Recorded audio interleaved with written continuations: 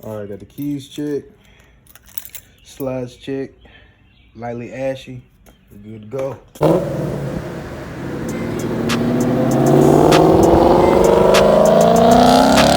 me what the, oh, you got me sounding good too. Okay,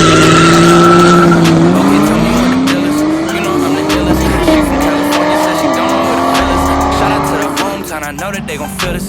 When I hit the club, I walk in with a small village, and nothing's off limits. When you got the sauce, you know the grind off with it. Now she acting freaky, she was coming off timid at first, but I guess it really wasn't authentic, yes sir. Now she got me, doing something so authentic. Know these fellas always talking, but then I thought somebody was barbecuing. I said, oh Lord Jesus, it's a fire. Then I ran out, I didn't grab no shoes or nothing, Jesus. What's good, YouTube? We coming back. J Pride with Blacktop Racing, and we finna get back on this. I'm about to get started and tell y'all everything's been done to it. We're gonna start out cosmetically with the exterior mods and little tweaks I done over time.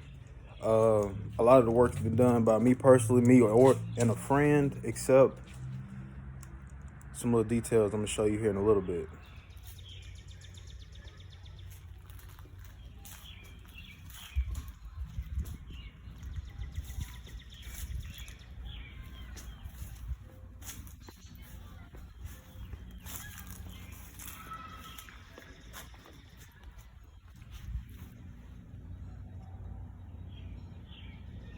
All right, I won't lie to you. You're gonna see bugs and dirt.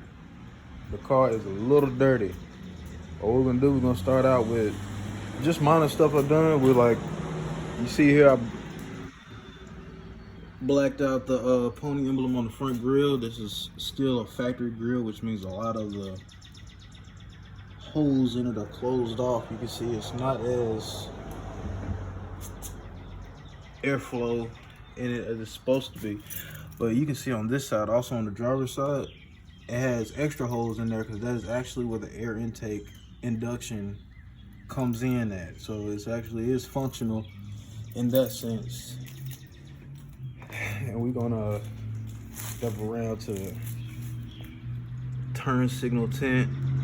Did that myself. It wasn't as hard as it looked to me on YouTube, but actually it was actually pretty easy. Actually, not having a heat gun, I actually use a hair dryer to do it. And American Muscle actually sends a squeegee to flatten out air bubbles out of it. We're gonna come around to the Axe concave wheels. They are 20 by 9 on the front, 20 by 10.5 on the side. As you can see, it's a whole lot more concave on the rear. Probably need a bigger tire, but we're gonna go into that in just a minute. But right here, we have the 6-piston Brembo brakes because it is a performance pack. I've painted those myself with a VHT caliper paint. They're done pretty good, but you can kind of see in here, but it's starting to fail in some places. I've been looking at a G2 kit to actually redo them. Make them a little more heat resistant and durable. The wheels, I want to say it's a 30 offset in the front and a 40 offset in the back, but the front is also sitting on a 1-inch spacer. And again, American Muscle emblems, 5.0 emblems. Car has pretty much factory suspension on it. It has a 1-inch drop lowering springs, Steeder springs. Me and a buddy of mine, a great friend, who always helped me with a lot of my cars, he helped me put these springs on. Aaron Major, shout out to Aaron Major. He always helped whenever it comes to these mods and things. He helped me a lot on my last Camaro that I had in a lot of previous videos. You can see on the back how much more deep that concave is. Yeah, I love it. That's a 285 30/20 tire on the rear. Like Sonny's, probably need to get a 305 or a 350, 315, 350 gonna be a truck. Anyways, definitely probably need a 305. That rim is like standing out, poking. These cars have a lot of hips on them, but they're poking in the dead giveaway. We're gonna come back around to that.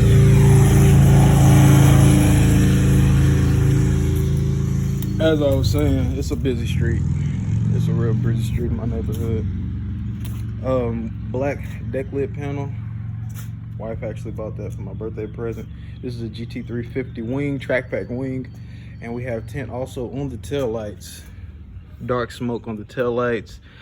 This is actually an eBay piece. It's supposed to be an RTR diffuser. The whole back bottom valence on these performance pack cars. The bottom of them is not painted black. That is actually plastic dip, where I have actually masked off tape around it. Plastic dip it black, and then that's when I installed this diffuser on it that actually just bolts up in the factory hoses, and you use a drill to put in 4 screws to hold it up real tight. But it helps it a lot. I thought the car needed a lot more aggressive look. Plus, you know, if you got an itch like mine, it's like you always need something to do to your car. It's like you can look at it every day and find something that you can do. But as far as exterior mods, that's will be probably about it on the car. We're gonna jump in the car and I'm gonna show you a couple things that I done interior wise. Ignore it. The whole car really needs to be extremely detailed, but going in, when I bought the car, it's actually a performance pack, which, you know, they come with cloth seats. But actually buying the car, it had these seat covers in this, if you can see that, GT covers that came with them. It said it was heated and cooled, but the motor controller doesn't work, and I really don't know how they hooked up to even bother messing with them. But in here, I went with the LMR GT350 replica wheel and the replica shift knob, as you can see in there. Other than that, everything in here is pretty much factory. This is, if you ever looked into this phone holder, I actually got it off Amazon, and I tell you, like, doing dig pulls, highway pulls, anything like that, man, this thing holds your phone and it doesn't really move anywhere. But other than that, you can look around and see how junky and dirty or whatnot the car actually is. And without any more weight, we're gonna go ahead and go into these performance mods. That's what everybody wants to see, right?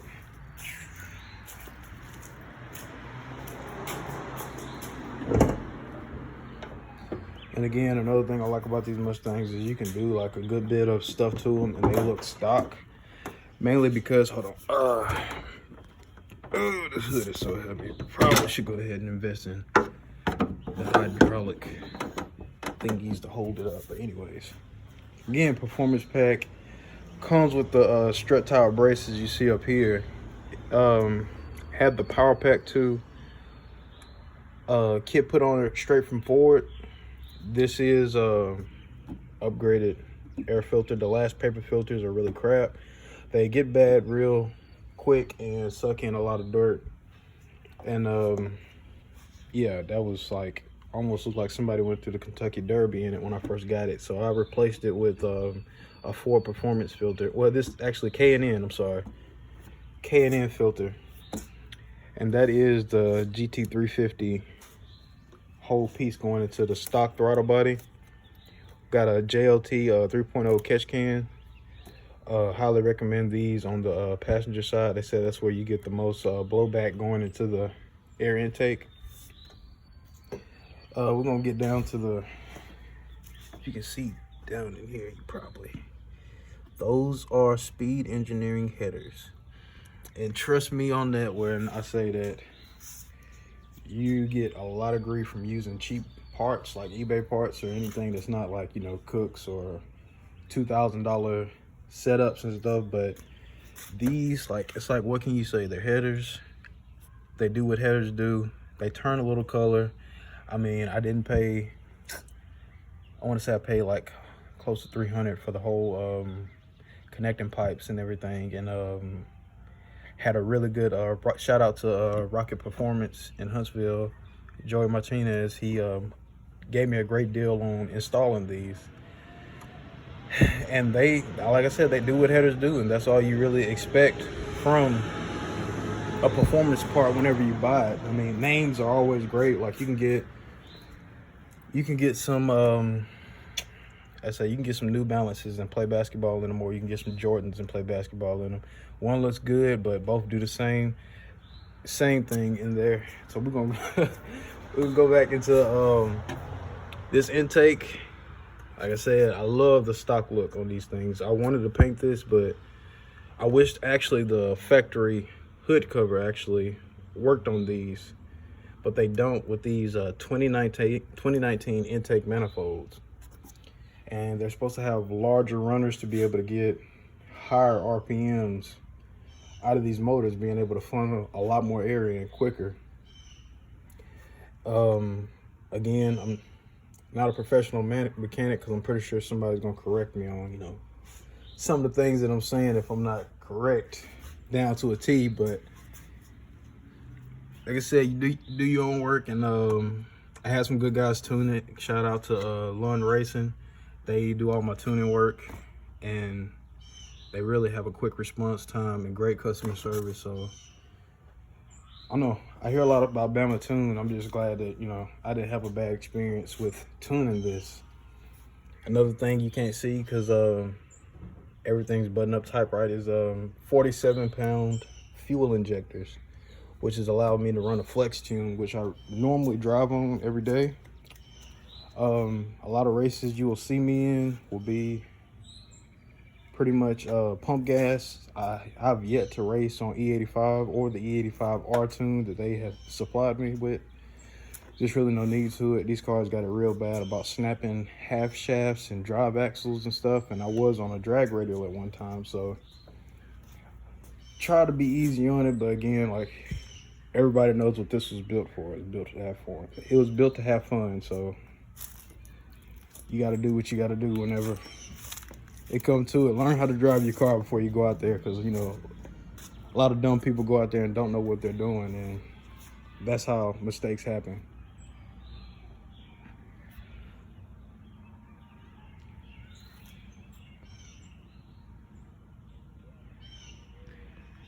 All right, now we're going to get into the exhaust.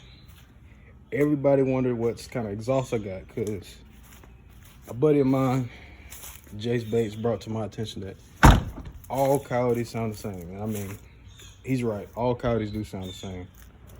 But me, coming from an LS guy, I'm more into the deep rumble. Like, one thing I always heard is you don't want to sound fast and not be fast. So, you know, I'm not going to be like screaming through the neighborhood unless I got 900 horsepower. So, you know, you don't want to be that guy that sounds like he's doing 200 on a highway and then a C7 Z06 catch up to you and you ain't got nothing for him. Everybody's looking at me like I'm crazy out here, by the way. But yeah, back to the exhaust. The exhaust setup, like I said, is going into Speed Engineering headers. It's coming down to an X pipe, and it's coming down to an axle back that is Boiler by Ford Racing. And I don't know if that's the Boiler Sports, but as you can see, like I said, excuse me for the car being extremely dirty. There you go. Ford Racing. I'll play the cold startup clip, but they're really deep tone. And like I said, I love a deep tone that screams V8. It ain't gotta be like clacking off the trees, clacking off the buildings and stuff to make it sound like this is a powerful car. I kind of like the subtle approach. Like when somebody turns, they see like, oh, so that's the deep tone. So like I said, screaming is for some people, but you know, not necessarily for me. But 373 gears comes factory in these cars, and other than that, you know, that's really what we have in this so far. I didn't have the car since I want to say it was October back in 2018 is when I first got the car. It was a one-owner car with 13,000 miles on it. So lucky for me, I pretty much got the car with not much done to it. It was pretty much stock other than the seat covers and the performance pack that was actually installed on it, which is the GT350 cold air intake and the tune from Ford Racing. So other than that, everything was pretty much stock and untouched, which is really preferred, because when you're doing work on a car, or even if you send it off to get work done to a car, you like to know what is done already. So dealing with a close to factory car gives you a lot of, a good base to start with. You know that a lot of bolts wasn't turned on this car. Nothing's missing, really. You can't go through it and figure out the last person that had trashed something out and did a shortcut job on it. So it helps a lot, going further in the build. All in all, like I said, I think the car do probably like 430, 440 most on pump gas. Like I said, it's rarely ran on E5. I do got that option with the flex tune. I will go into that later, how the flex tune works and how the differences in the flex tune and E85R tune is actually is pretty noticeable. You seen the track clip when I was actually in the car on the track. That was on the E85R tune. It picks up in second gear. That's basically where that tune kind of shines in. But yeah, like I said, this really isn't a cold start, because I actually drove the car earlier going to get groceries, and let me tell you, it was a lot of trouble. Everybody's going crazy about this coronavirus stuff. It's like they post something on the news one day, the next day everybody thinks they need to go get groceries or whatnot. But here go a little bit of a cold start. You will see what I mean by it's not obnoxiously loud. It's louder than a lot of cars, stock of course, but it sounds pretty cool, especially when it gets down to an idle. It's not that noticeable. You can actually drive it. My daughter goes to sleep in here just fine. It's not crazy, especially in the cabin. Here we go. Let me cut the air down a little bit.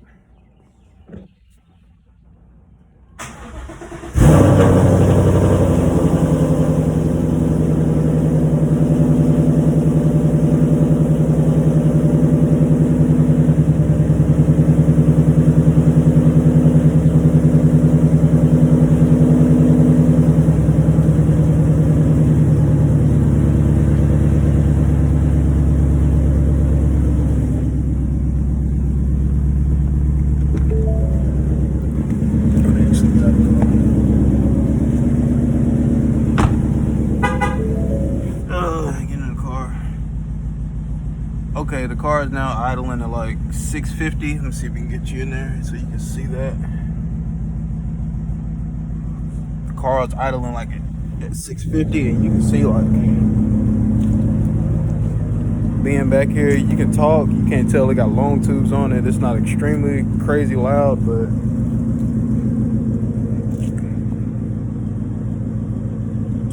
nothing ridiculous, man. It's like I said, if I wanted to be loud, like when I get on it, as you'll see in a couple clips, like when I get on it, it'll wake up neighborhoods, but nobody wants to be there that way when then I have to, casually driving around, have a ridiculously loud car like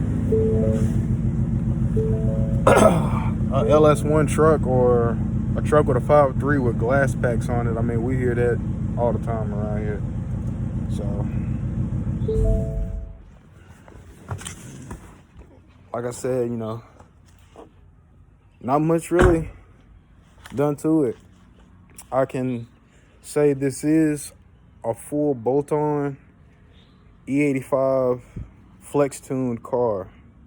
So that's pretty much like where everybody kind of starts at before they decide if they want to go NA or if they want to go boost, pro charger, twin turbo, anything like that, which is currently not in my budget right now, but it's plenty of power, and I don't use the power that it does have on most cases, but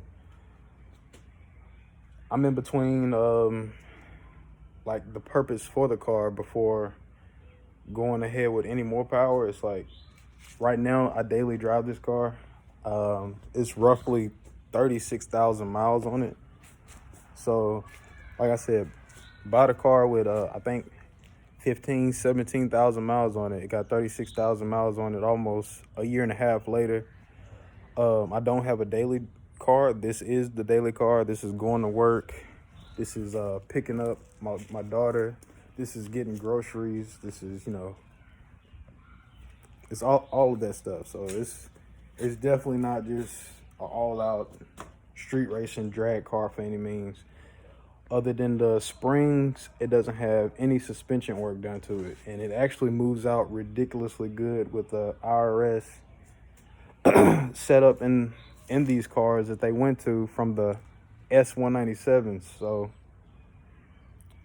like I said, once I end up deciding for sure what direction the car is going into, it'll be able to take off from there. But until now, it's hard not to enjoy it. Everyday driving, like bumper to bumper traffic sucks. If you know anything about 373 gears, you know, that's pretty much first through third every 10 seconds. So but anyways, appreciate y'all checking out the channel, man. Told y'all we'll get into the car, dive into it a little bit. We're gonna get some driving point of view footage, maybe even some races, this car and many more. So peace. Tell me what oh, you got me sounding good too. Hey, okay, tell me what the deal is. You know I'm the illest. She from California, says she don't know where the feel is. Shout out to the hometown, I know that they gon' feel this. When I hit the club, I walk in with a small village. It's off limits. When you got the sauce, you know they running off with it. Now she acting freaky, she was coming off timid at first, but I guess it really wasn't authentic, yes sir.